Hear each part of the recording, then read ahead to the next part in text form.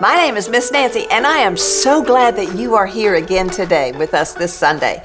You know, we're learning the very same things that our parents are learning about the book of Acts in the Bible.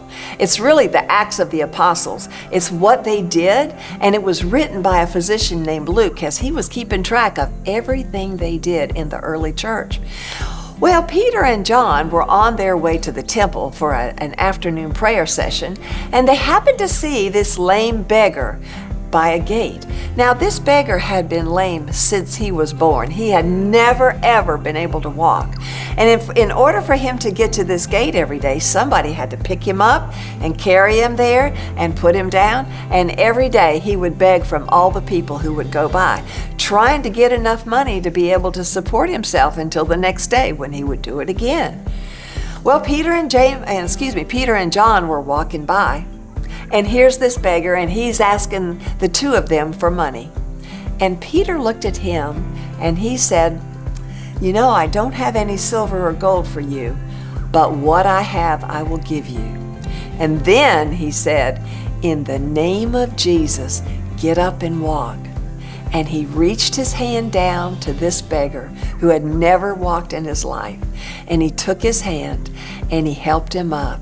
And as that beggar stood up, he was able to walk.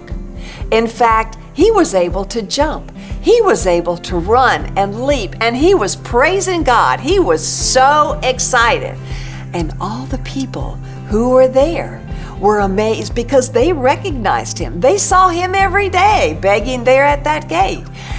And here he was, for the very first time, he was walking and jumping and praising God. And they just couldn't believe it. Wouldn't that be amazing? You know, miracles happen even now. As a matter of fact, there are miracles happening all over the world in the mighty name of Jesus. Isn't that wonderful? Those different miracles are helping people to want to know more about Jesus. And when they hear more about Jesus, then they believe in him. And that's a very good thing. I wonder what Mary and Martha would say. I don't know that they were there, but I'm sure they heard about it right away. Let's find out what they had to say about that story. See you next week.